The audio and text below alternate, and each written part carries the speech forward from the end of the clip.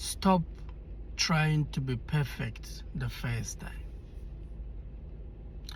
One of the things affecting people in any field is trying to be perfect the first time. You lack knowledge, you lack skills, you lack relationship, you lack experience. You cannot be perfect the first time. So stop expecting it. You are putting yourself in a position to fail. Stop trying to be perfect the first time. Secondly, stop taking failure personally. Separate who you are from what you do. If yesterday my speech didn't work, it doesn't mean I'm a bad speaker. It means what I did yesterday didn't work. Maybe I wasn't feeling well. Maybe I was having issues. Maybe I wasn't paid. Maybe emotionally I was drained. Maybe I was stressed. So just because my speech didn't work yesterday or today doesn't mean I'm a bad speaker. It just means what I did yesterday or today didn't work. Tomorrow, you might see my speech and you'll be like, wow, it's the same me. So stop taking failure personally. See it as a feedback. Know that who you are is different from what you do, from your performance. So don't let the results from your performance define who you are. So separate who you are from what you do. So don't take failure personal. And lastly, be patient with yourself. You are work in progress. I love this quote from Les Brown, that you don't have to be great to get started. You have to start to become great. There's this photography professor called Jerry Yulsman from University of California. He wanted to teach his students that they should stop trying to be perfect the first time, because you can't get perfection from the first time.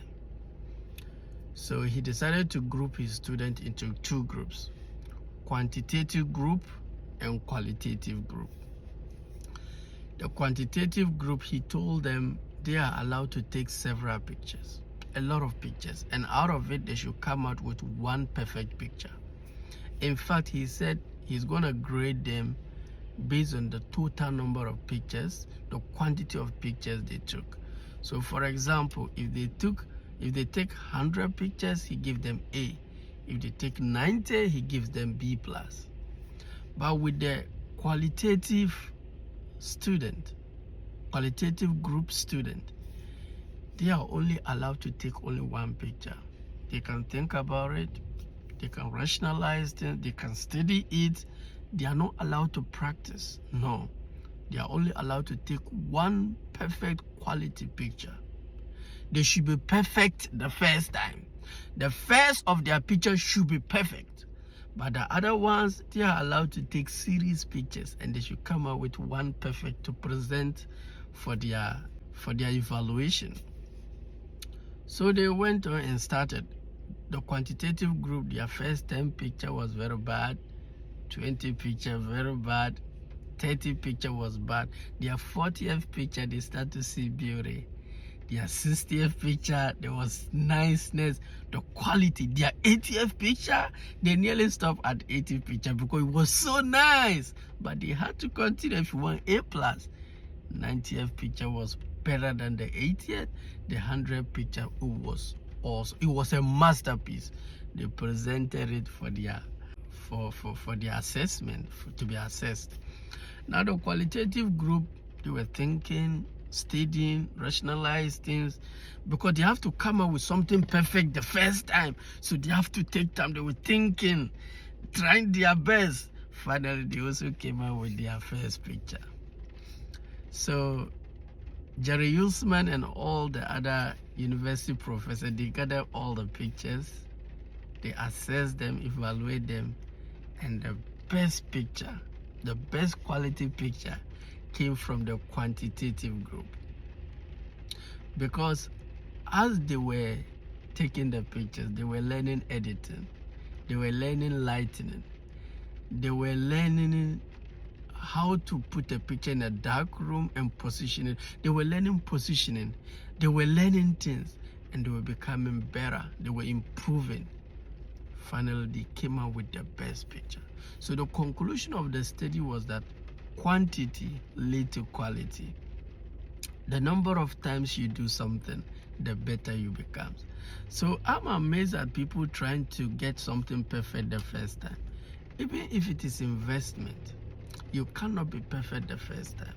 So that is why when you are to invest into something, because you know you lack knowledge, you lack skills, you lack experience, you lack relationship, invest small.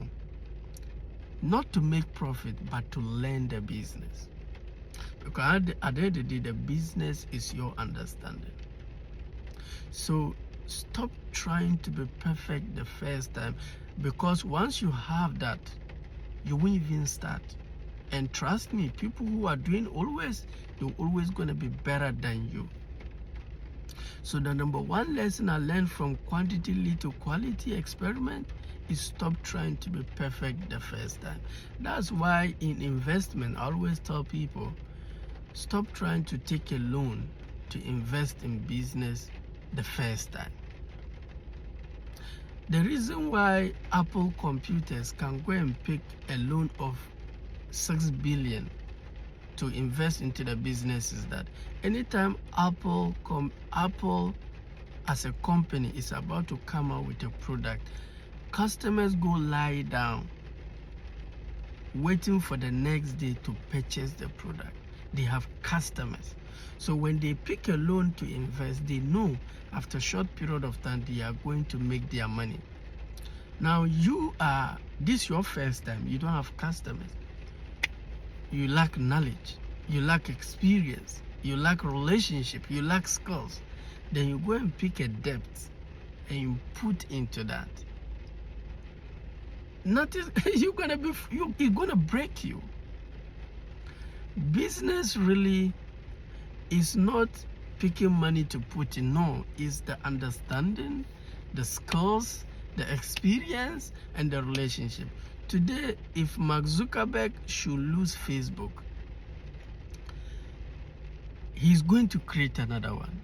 So true security of Mark Zuckerberg or Elon Musk or Warren Buffett is not Facebook, it's not Tesla, it's not real estate, it's them, the knowledge, the experience, the relationship, the skills. So when you are going into anything the first time, the goal is to learn knowledge, to build the skills, build relationship, get experience. So invest small just to get that. So what I really learned from quantity lead to quality, number one, stop trying to be perfect the first time. Secondly, separate who you are from what you do. Like, stop taking failure personally. Failing is not falling down. Really, failure is staying down, because you have the choice to get up. Every successful person have failed. The only difference is that they didn't stay down there. I have failed severally, but I keep on getting up. There were a lot of videos I made that had issues. People comment badly. I'm not judging myself. Like, I'm not taking it personal, because I'm working on becoming better. That's why I love Jim Rohn. That set a goal to achieve something, not because of achieving that thing, but for the kind of person you become to achieve it. Because at the end of the day, the real success is the kind of person you became. The last point I learned from quantity lead to quality research was that be patient with yourself. You are work in progress. Be patient with yourself. And don't take failure personally. And separate who you are from what you do. If what you do didn't work, doesn't mean you are bad. When God finished creating you, He said you are His masterpiece. He said you are the best of His creation. I love the way the word explain how God made us, that we are fearfully and wonderfully made. As an artist, when you are making something, you attach so much value. There's this fear you have, and you don't want anything to go wrong. God said, according to the scripture, God fearfully and wonderfully made us. So if my speech didn't work today, doesn't mean I'm bad. God doesn't make anything bad. This is a good person. It's just that what I did was wrong. So I learned to separate that from me. Tomorrow I could do better. I don't want to be perfect the first time. And I don't take failure personally. And I try to be patient with myself. Because I am human being. That means I am becoming. My best is ahead of me. I learn from my mistakes. There's no perfection in us. We only strive to be perfect. So I wish you guys all the best. Assalamu alaikum. Bye bye.